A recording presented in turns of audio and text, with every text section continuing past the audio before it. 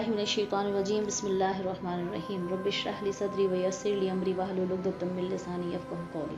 मुअज़्ज़िज़ सामीन, अस्सलामु अलैकुम व रहमतुल्लाहि व बरकातुहू। उम्मीद है सब खैरियत से होंगे। अल्हम्दुलिल्लाह हम भी खैर आफियत से हैं। आज इंशाअल्लाह हम आयत नंबर 51 से लेकर 59 तक की आयतों और उसमें मौजूद अहम वाक़यात को सुनेंगे। सबसे पहले मैं आपके सामने आयत नंबर 51 से लेकर 54 का तर्जुमा रखूँगी और फिर उसमें मौजूद वाक़या जो है वो आपके सामने बयान करूँगी। फिर उसके बाद मज़ीद हम तफसीलात की तरफ और उसकी मज़ीद आयतों की तरफ जाएंगे। तो बिस्मिल्लाहिर्रहमानिर्रहीम। और याद करो जब मैंने मूसा से 40 रातों का वादा फरमाया, फिर उसके पीछे तुमने बछड़े की पूजा शुरू कर दी और तुम वाकई जालिम थे। फिर उसके बाद मैंने तुम्हें माफ़ी अता फरमाई ताकि तुम शुक्र अदा करो। और याद करो जब हमने मूसा को किताब अता की और हक व बातिल में फ़र्क करना ताकि तुम हिदायत पा जाओ। और याद करो जब मूसा ने अपनी कौम से कहा कि ए कौम, तुमने बछड़े को अपना माबूद बनाकर अपनी जानों पर जुल्म किया, लिहाजा अब अपने पैदा करने वाले की बारगाह में तौबा करो और यूं कि तुम अपने लोगों को कत्ल करोगे और ये तुम्हारे पैदा करने वाले के नज़दीक तुम्हारे लिए बेहतर है। तो उसने तुम्हारी तौबा कबूल की, बेशक वही बहुत तौबा कबूल करने वाला मेहरबान है। ये तो है आयत का तर्जुमा, आयत नंबर 51 से लेकर 54 तक का। अब हम चलते हैं इसकी तफसीर की तरफ। सबसे पहले इरशाद फरमाया कि जब हमने मूसा अलैहिस्सलाम से यानी मूसा से 40 रातों का वादा फरमाया। इस आयत में और उसकी बाद वाली आयत में बनी इसराइल पर की गई जो नेमत बयान की गई है उसका खुलासा हम सुन लेते हैं। खुलासा ये है कि फ़िरौन और फ़िरौनियों की हलाकत के बाद जब हज़रत मूसा अलैहिस्सलाम बनी इसराइल को लेकर मिस्र की तरफ लौटे तो उनकी दरख्वास्त पर अल्लाह ताला ने तौरात अता फरमाने का वादा फरमाया। उसके लिए 30 दिन और फिर 10 दिन का इजाफा करके 40 दिन की मुद्दत मुकर्रर हुई, जैसा कि सूरह अराफ में इंशाल्लाह आगे आएगा तो हम वहाँ पे इसको मज़ीद जानेंगे, जिसकी आयत नंबर सूरह अराफ की आयत नंबर 152 के अंदर ये मौजूद है।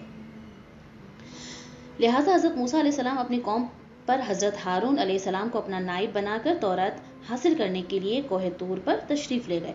40 दिन रात वहीं ठहरे रहे और इस अरसे में किसी से न बातचीत की। अल्लाह ताला ने तख्तियों पर तहरीरी सूरत में आप अलैहिस्सलातु वस्सलाम को तौरात अता फरमाई। अब दूसरी जानिब जो था वो सामरी ने जो है वो जवेरात से मुज़य्यन एक सोने का एक बछड़ा बनाकर कौम से कहा कि ये तुम्हारा माबूद है। अब सामरी कौन था, ठीक है, इसको थोड़ा सा जानते हैं और वाक़या क्या इसके पीछे जो है वो पेश आया उसको भी सुन लेते हैं। सामरी जो था वो बनी इसराइल में एक बदबख्त शख्स था जिसका नाम सामरी था, ठीक है, जो इंतहाई गुमराह और गुमराहकुन आदमी था। इसकी माँ ने बरादरी में रसवाई और बदनामी के डर से इसको पैदा होते ही बाहर की एक गार में छोड़ दिया था। हज़रत जिब्राइल अलैहिस्सलाम ने उसको अपनी उंगली से दूध पिलाकर पाला था, इसलिए ये हज़रत जिब्राइल अलैहिस्सलाम को पहचानता था। इसका पूरा नाम जो था वो मूसा सामरी है और हज़रत मूसा अलैहिस्सलाम का भी नाम अगर आप देखें तो मूसा है। अब मूसा सामरी को हज़रत जिब्राइल अलैहिस्सलाम ने पाला था और हज़रत मूसा अलैहिस्सलाम की परवरिश जो थी वो फ़िरौन के घर में हुई थी, मगर खुदा की शान के फ़िरौन के घर पर परवरिश पाने वाला मूसा अलैहिस्सलाम तो अल्लाह के रसूल हुए और जिब्राइल अलैहिस्सलाम का पाला हुआ मूसा सामरी काफिर हुआ और बनी इसराइल को गुमराह करके इसने बछड़े की पूजा की करवाई। जिन दिनों हज़रत मूसा अलैहिस्सलाम को है तौर पर मौजूद थे, सामरी ने अपने आप की गैर मौजूदगी में यानी हज़रत मूसा अलैहिस्सलाम की गैर मौजूदगी को गनीमत जाना और एक फितना बर्पा कर दिया। उसने बनी इसराइल के सोने चांदी के जेवरात बनी इसराइल के लोगों से मांगा और उसको पिघलाया और उससे इसने एक बछड़ा बना लिया। हज़रत जिब्राइल अलैहिस्सलाम के घोड़े के कदमों की खाक जो उसके पास महफूज थी, इसने क्या किया कि वो खाक जो थी वो बछड़े के मुंह में डाल दी तो वो बछड़ा बोलने लगा। फिर सामरी ने बनी इसराइल से कहा कि ए मेरी कौम, हज़रत मूसा अलैहिस्सलाम कोहे तूर पर अल्लाह के दीदार के लिए तशरीफ़ ले गए हैं, हालांकि तुम्हारा खुदा तो यही बछड़ा है, लिहाजा तुम लोग इसी की इबादत करो। सामरी की इस तकरीर से बनी इसराइल के लोग जो थे वो गुमराह हुए, सिवाय 12,000 आदमियों के। सारी ही कौम ने चांदी सोने के बछड़े को बोलता देखकर इसको अपना खुदा मान लिया और उसके आगे सजदा रेज होकर उसने बछड़े को वो लोग पूजने लगे।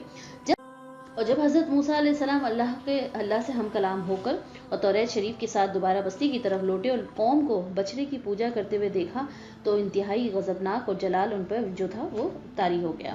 لہٰذا آپ نے قوم کی یہ حالت دیکھ کر ان کو خبردار کیا اور انہیں اس گناہ کا کفارہ بتایا۔ چنانچہ جب حضرت موسیٰ علیہ السلام کے بتائے ہوئے طریقے کے مطابق توبہ کی تو اللہ تعالیٰ نے ان کی توبہ جو تھی انہیں معاف کر دیا۔ اب ان کی سزا کیا تھی، یعنی ان کا کفارہ کیا تھا، اس کو ہم سن لیتے، جیسے ہم نے ترجمے میں بھی آپ کے سامنے رکھا کہ تم اپنے لوگوں کو قتل کرو۔ یہ بیسیکلی گناہ کا جو انہوں نے گناہ کیا تھا اس کا کفارہ تھا۔ بنی اسرائیل کو بچڑا پوجنے کے گناہ سے یوں معافی ملی کہ حضرت موسیٰ علیہ السلام نے قوم سے فرمایا کہ تمہاری توبہ کی صورت یہ ہے کہ جنہوں نے بچڑے کی پوجا نہیں کی ہے وہ پوجا کرنے والوں کو قتل کریں گے، ٹھیک ہے، یعنی یہ ان کی سزا تھی کہ جنہوں نے نہیں کی ہے وہ پوجا کرنے والوں کو قتل کریں گے، اور جو مجرم ہیں جنہوں نے پوجا کی تھی وہ خوشی کے ساتھ، راضی خوشی سکون کے ساتھ قتل ہو جائے گا، ٹھیک ہے۔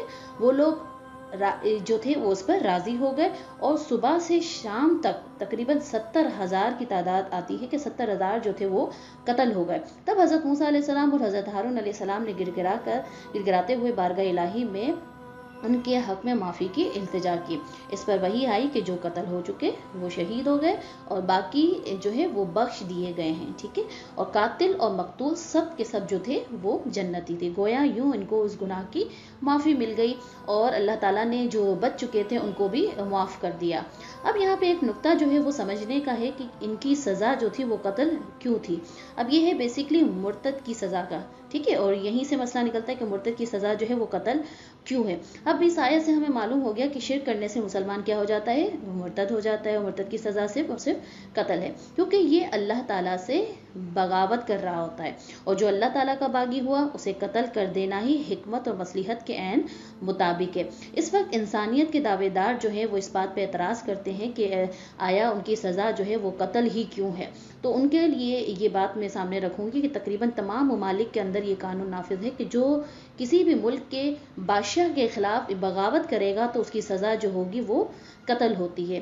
اب اس قانون کو انسانیت کے تمام عالم بردار جو ہیں وہ تسلیم بھی کرتے ہیں اور اس کے خلاف کسی طرح سے بھی کوئی جو ہے آواز بلند نہیں کرتے۔ تو جب دنیاوی بادشاہ کے باغی کو قتل کر دینا انسانیت پر ظلم نہیں ہے، تو جو سب بادشاہوں کے بادشاہ اللہ تعالیٰ کا باغی ہو جائے، بتائیے اسے قتل کر دیا جائے تو کس طرح کا ظلم ہو سکتا ہے۔ یہ تو ایک اب یہاں پہ جو انہوں نے ظلم کیا تھا اس کو تھوڑا سا ہم مزید جانتے ہیں، سمجھنے کی کوشش کرتے ہیں کہ بیسیکلی جو بنی اسرائیل کے لوگوں نے حضرت موسیٰ علیہ السلام جب کوہ طور پر تشریف لے گئے تھے تو اس کے پیچھے جو انہوں نے گناہ کیا تھا تو اس میں تقریباً انہوں نے کون سے جو ہے انہوں نے جرم کیے تھے۔ پہلا جو جرم کیا تھا وہ مجسمہ سازی، جو کہ کیا ہے، حرام ہے۔ دوسرا جو انہوں نے جرم کیا وہ کیا تھا کہ حضرت ہارون علیہ السلام کی نافرمانی کی، یعنی نبی کی نافرمانی کی۔ پھر تیسرا جو گناہ تھا وہ کیا تھا، بچڑے کی پوجا کر کے مشرک ہو گئے تھے، ٹھیک ہے۔ اب یہ ظلم اگر دیکھا جائے تو آل فرعون نے جو ظلم ڈھائے تھے یہ اس سے بھی زیادہ شدید تھے، کیونکہ یہ فعل جو ان سے سرزد ہوا تھا وہ ایمان کے بعد تھا، ٹھیک ہے۔ تو اس وجہ سے وہ مستحق تو اس کے تھے کہ اللہ تعالیٰ جو ہے انہیں عذاب جو ہے اس کو توبہ کی مہلت ہی نہ دیتا اور ان پر عذاب مسلط کر دیتا اور سارے کے سارے کفر کی حالت میں ہی مر جاتے۔ لیکن اللہ تعالیٰ نے حضرت موسیٰ علیہ السلام اور حضرت ہارون علیہ السلام کی طفیل انہیں توبہ کا موقع دیا۔ یہ اللہ تعالیٰ کا بہت ہی بڑا فضل ہے جو اللہ تعالیٰ نے ان پر کیا تھا۔ اور یہ تو تھے آیت نمبر 51 سے لے کے 59 تک کی آیت کا ترجمہ اور اس کی تفسیر۔ اب ہم چلتے ہیں آیت نمبر 55 اور 56 کی طرف، اور اس میں جو واقعہ موجود ہے وہ آپ کے سامنے میں پیش کروں گی۔ سب سے پہلے میں ترجمہ پڑھتی ہوں۔ اور یاد کرو جب تم نے کہا کہ اے موسیٰ ہم ہرگز یہ تمہارا یقین نہ کریں گے کہ جب تک اعلانیہ خدا کو نہ دیکھ لیں، تو تمہارے دیکھتے ہی دیکھتے تمہیں کرک نے پکڑ لیا، پھر تمہاری موت کے بعد ہم نے تمہیں زندہ کیا تاکہ تم شکر ادا کرو۔ اب سمجھتے ہیں کہ یہ واقعہ کیا ہے۔ ابھی ہم نے کفارے کا جو ہے ذکر سنا، ٹھیک ہے، کہ اللہ تعالیٰ نے انہوں نے جرم کیا تھا اس کا کفارہ حضرت موسیٰ علیہ السلام نے بتایا کہ اسی صورت میں آپ کی جو گناہ ہے وہ معاف کی جائیں گے اور آپ کی توبہ قبول کی جائے گی۔ پھر جب 70,000 لوگ جو ہیں وہ قتل کر دیے گئے تو حضرت موسیٰ علیہ السلام اور حضرت ہارون علیہ السلام نے اللہ کی بارگاہ میں دعا کی اور یوں اس طرح جو ہے تمام جو رہ جانے والے لوگ تھے ان کو بخش دیا گیا۔ اب اس کے بعد جو ہے جب بنی اسرائیل نے اپنی جانیں بھی دے دی تھی، توبہ بھی کر لی تھی، تو اللہ تعالیٰ نے حکم دیا حضرت موسیٰ علیہ السلام کو انہیں کہ اس گناہ کی معذرت پیش کرنے کے لیے انہیں حاضر کریں۔ چنانچہ حضرت موسیٰ علیہ السلام نے ان میں سے 70 آدمیوں کو منتخب کر کے انہیں کوہ طور پر لے گئے۔ اب وہاں جا کر وہ کہنے لگے کہ اے موسیٰ علیہ السلام، ہم آپ کا یقین نہ کریں گے جب تک خدا کو اعلانیہ نہ دیکھ لیں۔ اس پر آسمان سے ایک ہولناک آواز آئی جس کی ہیبت سے وہ سارے کے سارے مر گئے۔ حضرت موسیٰ علیہ السلام نے گر گرا کر بارگاہ الہی میں عرض کی کہ میں بنی اسرائیل کو کیا جواب دوں گا؟ اس پر اللہ تعالیٰ نے انہیں ان 70 افراد کو دوبارہ زندہ فرما دیا۔ لہٰذا یہی آیت جو بھی آپ کے سامنے پیش کی کہ اللہ تعالیٰ نے دوبارہ، یعنی ان کی نافرمانی کے باوجود اللہ تعالیٰ نے انہیں دوبارہ جو ہے زندہ کیا تاکہ تم شکر گزار بن جاؤ۔ اب ہم چلتے ہیں اس کے بعد کا واقعے کی طرف جو آیت نمبر 57، 58 اور 59 میں موجود ہے۔ انشاءاللہ اس کو ہم سنتے ہیں۔ سب سے پہلے میں آپ کو جو ہے آپ کے سامنے اس کا ترجمہ رکھتی ہوں، آیت نمبر 57، 58 اور 59 کا۔ اور ہم نے تمہارے اوپر بادل کا سایہ بنا دیا اور تمہارے اوپر من و سلوہ اتارا ہماری دی ہوئی تاکہ تم پاکیزہ چیزیں کھاؤ، اور انہوں نے ہمارا کچھ نہ بگاڑا بلکہ اپنی ہی جانوں پر ہی ظلم کرتے رہے۔ اور جب ہم نے انہیں کہا کہ اس شہر میں داخل ہو جاؤ، پھر اس میں جہاں چاہو بے روک ٹوک کھاؤ اور دروازے میں سجدہ کرتے داخل ہونا اور کہتے رہنا ہمارے گناہ معاف ہوں، ہم تمہاری خطائیں بخش دیں گے، اور ان قریب ہم نیکی کرنے والوں کو اور بھی زیادہ عطا فرمائیں گے۔ پھر ان ظالموں نے جو ان سے کہا گیا تھا اسے ایک دوسری بات سے بدل دیا، تو ہم نے آسمان سے ان ظالموں پر عذاب نازل کر دیا کیونکہ یہ نافرمانی کرتے رہتے تھے۔ یہ تو ہے آیت کا ترجمہ۔ اب اس میں جو موجود واقعہ ہے اس کو ہم سنتے ہیں۔ اب یہاں فرمایا کہ علیکم الغمامہ، یعنی ہم نے تمہارے اوپر بادل کا سایہ بنا دیا۔ اس کو تھوڑا سا سن لیتے ہیں کہ یہ بیسیکلی کیا واقعہ تھا۔ فرعون کے غرق ہونے کے بعد جب بنی اسرائیل دوبارہ مصر میں آباد ہو گئے تھے تو کچھ عرصے بعد حضرت موسیٰ علیہ السلام نے انہیں حکم سنایا کہ ملک شام، جو کہ حضرت ابراہیم علیہ السلام اور ان کی اولاد کا مدفن ہے اور اسی میں بیت المقدس بھی ہے، اور اسے عمالقہ قبیلے سے آزاد کروانے کے لیے جہاد کرو اور مصر چھوڑ کر وہیں اسی کو وطن بناؤ۔ اب مصر کو چھوڑنا بنی اسرائیل کے لیے بڑا تکلیف دہ تھا۔ شروع میں تو انہوں نے ٹال مٹول کی، لیکن جب مجبور ہو کر حضرت موسیٰ علیہ السلام حضرت ہارون علیہ السلام کے ساتھ روانہ ہونا پڑا تو راستے میں جو کوئی سختی و دشواری پیش آتی تو حضرت موسیٰ علیہ السلام سے شکایتیں کرتے، اور جب اس صحرا میں پہنچے جہاں نہ سبزہ تھا، نہ سایہ تھا، نہ کوئی اناج تھا، تو وہاں پہنچ کر حضرت موسیٰ علیہ السلام سے دھوپ کی، گرمی کی اور بھوک کی شکایت کرنے لگے۔ تو حضرت موسیٰ علیہ السلام نے دعا فرمائی کہ اور اللہ تعالیٰ نے اس دعا کی برکت سے، یعنی حضرت موسیٰ علیہ السلام نے جو دعا ان کے لیے فرمائی تھی اس کی دعا کی برکت سے ایک سفید بادل جو تھا ان پر سائبان بنا دیا، جو رات دن ان کے ساتھ چلتا تھا، اور ان پر ایک نوری ستون نازل فرمایا جو کہ آسمان کی جانب سے ان کے قریب ہو گیا تھا اور وہ ان کے ساتھ چلتا تھا۔ جب رات کے وقت چاند کی روشنی نہ ہوتی تو وہ ان کے لیے چاند کی طرح روشن بھی ہو جایا کرتا تھا۔ ٹھیک ہے، یہ ایک فائدہ یہ تھا کہ انہیں جو ہے سایہ جو ہے میسر آیا اور جو شدید دھوپ اور گرمی تھی اس سے بچا رہا تھا، ایک سائبان کا کام کر رہا تھا۔ دوسرا، جب رات کو چاند کی چاندنی نہ ہوتی تو اس وقت روشنی کا کام کرتا، اور تیسرا ان پہ جو فضل ہوا وہ یہ ہوا کہ ان کے کپڑے جو تھے، کیونکہ وہ صحرا میں تھے تو ان کے کپڑے میلے ہوتے تھے، نہ پرانے ہوتے تھے، ناخن و بال نہ بڑھتے تھے۔ یہ اللہ تعالیٰ نے ان پہ خصوصی فضل فرمایا تھا۔ اب اس کے بعد انہوں آگے فرمایا کہ وَأَنزَلْنَا عَلَيْكُمُ الْمَنَّ وَالسَّلْوَىٰ، اور تم پر ہم نے من و سلوہ اتارا۔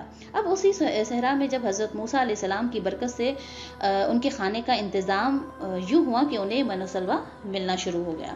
اب من و سلوہ کے بارے میں مفسرین کی جو ہے وہ مختلف جو ہے قول ملتے ہیں، اقوال ملتے ہیں، ذرا اس کو دیکھ لیتے ہیں۔ من کے بارے میں صحیح قول تو یہ ہے کہ یہ ایک میٹھی چیز تھی جو روزانہ صبح صادق سے طلوع آفتاب تک ہر شخص کے لیے ایک سا یعنی تقریباً 4 کلو ہوتا ہے کہ مقدار کے برابر اترتی، اور لوگ اس کو چادروں میں لے کر دن بھر کھاتے رہتے تھے۔ اور بعض مفسرین کے نزدیک من جو ہے اس سے مراد وہ تمام چیزیں ہیں جو اللہ تعالیٰ نے اپنے بندوں کو کسی مشقت اور کاشتکاری کے بغیر عطا کر کے ان پر احسان فرمایا تھا۔ سلوہ کے بارے میں صحیح قول یہ ہے کہ ایک چھوٹا سا پرندہ تھا، اور اس کے بارے میں ایک قول یہ بھی ہے کہ یہ پرندہ بھنا ہوا بنی اسرائیل کے پاس ہی آتا تھا اور جبکہ ایک قول یہ بھی ہے کہ یہ جنوبی ہوا اس پرندے کو یہاں اس طرف جہاں پہ یہ لوگ آباد تھے اسی کی طرف لاتی تھی اور بنی اسرائیل جو تھے اس کا شکار کر کے کھاتے تھے۔ یہ دونوں چیزیں جو تھی یعنی من و سلوہ جو تھا وہ ہفتے کو بالکل نہ آتی تھی، باقی ہر روز ان کو پہنچتا تھا، اور جمعے کا جو دن ہوتا تھا اس دن جو ہے وہ دگنا ہو جاتا تھا کیونکہ ہفتے کے دن آتا نہیں تھا، اور حکم یہ ہوا تھا کہ جمعے کو ہفتے کے لیے بھی جمع کر لو مگر ایک دن سے زیادہ جمع نہ کرنا، ٹھیک ہے۔ اب بنی اسرائیل نے ان نعمتوں کی ناشکری کی اور ذخیرے جمع کیے۔ کہا گیا تھا کہ صرف ایک دن کا جو ہے آپ کو سٹور کرنا ہوگا کیونکہ سیٹرڈے یعنی ہفتے والے دن جو تھی وہ نعمتیں نہ اترا کرتی تھی، تو جمعے کے دن وہ دگنی تعداد میں جو ہے وہ ان کو میسر ہوتی تھی، تو لہٰذا ایک ہی دن کے لیے کہا گیا تھا کہ اتنا لو کہ ہفتے کے دن کافی ہو جائے، لیکن انہوں نے نعمتوں کی ناشکری کی اور اس کو ذخیرہ کرنے لگے۔ اب نتیجے میں کیا ہوا؟ وہ سڑ گئے، اور ان کی آمد جو تھی اللہ تعالیٰ نے جو آسمان سے ان کے لیے ایک غذا کا جو ذریعہ بنایا تھا وہ بھی روک دیا گیا، اور یہ انہوں نے اپنا ہی نقصان کیا تھا کہ دنیا میں نعمت سے محروم ہوئے اور آخرت میں بھی سزا کے مستحق ہوئے، کیونکہ انہوں نے ذخیرہ اندوزی کی تھی، اللہ کے نبی کی دوبارہ انہوں نے نافرمانی کی تھی، جس کے نتیجے میں کیا ہوا کہ اللہ تعالیٰ نے ان کو ان نعمتوں سے بھی محروم کر دیا۔ اب نافرمانی کے نتیجے میں کیا ہوا کہ وہ اس عظیم نعمت سے محروم ہو گئے، اس کے متعلق، اور اس کا دوسرا جو نقصان ہے وہ کیا ہوا کہ اس کے بعد جو ہے وہ کھانا گلنے اور سڑنے لگا، جس کے متعلق نبی کریم صلی اللہ علیہ وسلم نے ارشاد فرمایا، آپ کے سامنے میں حدیث پیش کرتی ہوں، کہ حضور صلی اللہ علیہ وسلم نے ارشاد فرمایا کہ بنی اسرائیل نہ ہوتے تو کھانا کبھی بھی خراب نہ ہوتا، اور نہ گوشت سڑتا، کھانے کا خراب ہونا اور گوشت کا سڑنا اسی تاریخ سے شروع ہوا تھا، ورنہ اس سے پہلے نہ کھانا خراب ہوتا تھا نہ گوشت سڑتا تھا، ٹھیک ہے۔ تو یہاں تک تو ہوا من سلوہ کے متعلق جو انہوں نے نافرمانی کی تھی، اور اللہ کی وہ نعمتیں جو بنا مشقت کے انہیں اللہ تعالیٰ نے عطا کی تھی، لیکن پھر جو ان کی جو ہے فطرت میں یہ چیزیں بس چکی تھی کہ وہ ہر بار اللہ کے نبی کی نافرمانی کیا کرتے تھے، لہٰذا پھر اس کے نتیجے میں اللہ تعالیٰ نے ان سے ان نعمتوں سے ان کو محروم کر دیا۔ اب ہم چلتے ہیں آخری واقعے کی طرف، جو آج کی ہماری اس ویڈیو کا آخری واقعہ ہے، اور آخری آیت کے اندر جو بیسیکلی موجود ہے اس کو آپ کے سامنے پیش کرتی ہوں۔ ان سے کہا گیا تھا کہ جب ہم نے کہا کہ اس شہر میں داخل ہو جاؤ، ٹھیک ہے، اور جہاں چاہو بے روک ٹوک کھاؤ، دروازے میں سجدہ کرتے ہوئے داخل ہونا اور کہتے رہنا کہ اے اللہ ہمارے گناہ معاف فرما، تو ہم تمہاری خطائیں بخش دیں گے، اور ان قریب ہم نیکی کرنے والوں کو اور بھی زیادہ عطا فرمائیں گے۔ پھر ان ظالموں نے جو ان سے کہا گیا تھا اسے ایک دوسری بات سے بدل دیا، تو ہم نے آسمان سے ان ظالموں پر عذاب نازل کیا، کیونکہ یہ نافرمانی کرتے رہتے تھے، جیسا کہ ہم نے پچھلے بھی سنا کہ وہ بار بار نافرمانی کرتے تھے، جیسا کہا جاتا تھا اس کا الٹ کرتے تھے، کبھی شرک کرنے لگتے تھے، کبھی جو ہے اللہ تعالیٰ کو جو ہے براہ راست دیکھنے کا جو ہے مطالبہ کر دیتے تھے۔ من و سلوہ کے بارے میں کہا گیا کہ اس سے ذخیرہ نہ کرو، لیکن پھر بھی جن کا ایمان کمزور تھا اور اللہ پہ یقین نہیں تھا، تو اپنے اس جو ہے کمزور ایمان کی وجہ سے انہوں نے کیا کیا؟ سٹور کرنا شروع کیا، نتیجے میں وہ غذا جو تھی وہ سڑنا اور گلنا جو ہے وہ شروع ہو گئی۔ اب یہاں پہ پھر انہوں نے جو ہے نافرمانی کیا کی کہ ان کو ایک شہر میں داخل ہونے کا کہا گیا، اس شہر میں بیت المقدس یہاں سے بیسیکلی مراد ہے، یا پھر کہا جاتا ہے کہ اریحا جو کہ ایک بیت المقدس سے ایک قریب جو ہے ایک شہر ہے وہ مراد ہے۔ اب جس میں عمالقہ بیسیکلی آباد تھے وہ اسی خالی کر گئے تھے، اب وہاں جو تھے وہ اناج میوے جو تھے وہ کثرت سے تھے۔ اس بستی کے دروازے میں داخل ہونے کا فرمایا گیا کہ یہ دروازہ ان کے لیے کعبے کی طرح تھا، اور اس میں داخل ہونا اور اس کی طرف سجدہ کرنا گناہوں کی معافی کا سبب تھا، تو بنی اسرائیل کو حکم یہ تھا کہ دروازے میں سجدہ کرتے ہوئے داخل ہو، اور زبان سے حتتن کہتے جانا، یہ استغفار کے لیے بیسیکلی کلمہ تھا۔ تو انہوں نے کیا کیا؟ دونوں حکموں کی مخالفت کی، جس طرح جو سجدہ کرتے ہوئے جا کر سجدہ کرتے ہوئے داخل ہونے کا کہا گیا تھا اس کی مخالفت کی، اور جو کلمہ کہا گیا تھا اس کلمے کو بھی انہوں نے بدل دیا، لہٰذا سرین کی بل جو ہے وہ داخل ہوئے سجدہ کرتے ہوئے نہیں، بلکہ انہوں نے اس بات کو بدل دیا اس حکم کو، اور کیا کر دیا انہوں نے؟ کہا گیا 10 سجدہ کرتے ہوئے داخل ہو، لیکن وہ سرین کی بل جو ہے وہ گھسیٹتے ہوئے داخل ہو گئے، اور توبہ استغفار کا کلمہ پڑھنے کی بجائے مذاق میں انہوں نے ایک کلمہ کہا کہ حبۃ فی شعرۃ کہنے لگے، یعنی جس کا مطلب ہے بال میں دانہ۔ عجیب سا انہوں نے ایک مذاق جو ہے اللہ کے نبی کے حکم کا بنایا تھا، اور اس مذاق اور نافرمانی کی سزا اب انہیں کیا ملی؟ ان پر طاعون جو ہے وہ مسلط کر دیا گیا، جس سے ہزاروں اسرائیلی جو تھے وہ ہلاک ہو گئے۔ اب تو اللہ تعالیٰ نے کیونکہ یہ نافرمانی بار بار کرتے تھے، اب نتیجے میں ان پر جو ہے عذاب مسلط کر دیا گیا. تو اللہ تعالیٰ اسی کے بارے میں ارشاد فرماتا ہے کہ تو ہم نے آسمان سے ان ظالموں پر عذاب نازل کر دیا، یعنی اسرائیل پر طاعون کا عذاب مسلط کر دیا، اور ایک ہی لمحے کے اندر 70,000 افراد جو تھے وہ ہلاک ہو گئے تھے. اب جب یہاں پہ ہم نے طاعون کا ذکر کیا ہے تو طاعون سے متعلق کچھ احادیث مبارکہ میں وضاحت ملتی ہے، اس کو بھی ہم سن لیتے ہیں. حضور صلی اللہ علیہ وسلم نے ارشاد فرمایا کہ بے شک طاعون جو ہے وہ ایک عذاب ہے جسے تم سے پہلے لوگوں پر مسلط کیا گیا تھا، لہٰذا جب کسی جگہ طاعون ہو اور تم وہاں موجود ہو تو تم طاعون سے بھاگ کر وہاں سے نہ نکلو، اور جب کسی جگہ طاعون ہو تو تم وہاں نہ جاؤ. ٹھیک ہے، مسلم شریف کی روایت ہے. دوسری مسلم شریف کی ایک روایت ہے، وہ بھی میں آپ کے سامنے پیش کرتی ہوں کہ نبی کریم صلی اللہ علیہ وسلم نے ارشاد فرمایا کہ طاعون جو تھا وہ پچھلی امتوں کے عذاب کا بقیہ ہے. تو جب تمہارے شہر میں طاعون واقع ہو تو وہاں سے نہ بھاگو، اور دوسرے شہر میں واقع ہو تو تم وہاں نہ جاؤ. اب تیسری حدیث جو ہے وہ بخاری شریف کی ہے، جو کہ میں آپ کے سامنے پیش کرتی ہوں. ام المؤمنین حضرت عائشہ صدیقہ رضی اللہ تعالیٰ عنہ فرماتی ہے کہ میں نے رسول اللہ صلی اللہ علیہ وسلم سے طاعون کے بارے میں عرض کی تو انہوں نے بتایا کہ طاعون ایک عذاب ہے، اللہ تعالیٰ جس پر چاہتا ہے یہ عذاب بھیج دیتا ہے، اور اللہ تعالیٰ نے اہل ایمان کے لیے اسے رحمت بنایا ہے. کوئی مومن ایسا نہیں جو طاعون میں پھنس جائے، لیکن اپنے شہر جس شہر میں وہ پھنسا ہے اپنے شہر ہی میں صبر سے ٹھہرا رہے، اور یہ سمجھے کہ جو اللہ تعالیٰ نے لکھ دی ہے اس کے سوا کوئی تکلیف مجھے نہیں پہنچ سکتی. تو اب اسے جو کیا ہوگا، اسے شہید کا جو ہے اس کے برابر ثواب ملے گا. یعنی یہاں پہ ایک بات تھی آج کی آیات اور اس کی تفسیر اور اہم واقعات جو تھے ہم نے آپ کو بیان کیے. تو بیسیکلی اگر دیکھیں تو آج ہم نے تقریباً جو ہے 4 مختلف چھوٹے چھوٹے جو ہے واقعات ہم نے ذکر کیے. ایک بچڑے کی پوجا کا واقعہ، ٹھیک ہے، جس کے نتیجے میں کفارہ جو ہے ان کو پابند کیا گیا توبہ کے لیے، اور پھر اللہ تعالیٰ نے ان کے جو مزید رہ گئے تھے اللہ تعالیٰ نے اپنے فضل سے اسے معاف فرمایا. پھر توبہ استغفار کے لیے جب ان کو کہا گیا تو انہوں نے اعلانیہ دیکھنے کا مطالبہ کیا رب تعالیٰ کو، نتیجے میں ان پہ پھر جو ہے عذاب نازل کیا گیا اور سارے کے سارے جو ہے وہ مر گئے. پھر اللہ تعالیٰ نے انہیں موت کے بعد اللہ تعالیٰ نے انہیں پھر زندہ کیا تاکہ وہ شکر گزاری کریں. پھر اللہ تعالیٰ نے انہیں آسمان سے اپنی جو ہے بہترین غذا جو ہے وہ انہیں دی. پھر انہوں نے نافرمانی کی، پھر اپنی جانوں پر انہوں نے ظلم کیا اور نبی کے فرمان کی مخالفت کی. پھر اس کے بعد چوتھا واقعہ جو ہم نے آخری واقعہ سنا، جس میں شہر کے اندر ایک خاص طرز کے تحت یعنی 2 حکموں کا پابند کیا گیا کہ 2 حکم کی جو ہے وہ فرمانبرداری کرنی، یعنی جو کلمہ کہا گیا ہے اور جیسا داخل ہونے کا کہا گیا ہے ان دونوں پر عمل کرنا ہے. پھر ان لوگوں نے عادت سے مجبور جو ان کی فطرت میں موجود تھا ہر بار نافرمانی کرنا، ناشکری کرنا، وہی انہوں نے کیا، اور نتیجے میں اللہ تعالیٰ نے ان پر اپنا عذاب طاعون کی صورت میں مسلط کیا. تو بس اللہ تعالیٰ سے یہی دعا ہے کہ وہ غلطیاں، وہ گناہ جو بنی اسرائیل کے لوگ کیا کرتے تھے، اللہ تعالیٰ ہمیں ان گناہوں سے، یعنی اللہ کی نافرمانی اور انبیاء کرام علیہم الصلوۃ والسلام کی نافرمانی، یہ وہ گناہ تھے جس کی وجہ سے اللہ تعالیٰ نے ان پر عذاب جو ہے مسلط کیا. اللہ تعالیٰ ہمیں تمام گناہوں سے پاک رکھے اور اللہ تعالیٰ ہماری ایمان کی سلامتی عطا فرمائے. اس کے ساتھ ہی یہاں پہ اختتام کریں گے. فی امان اللہ. السلام علیکم ورحمۃ اللہ وبرکاتہ.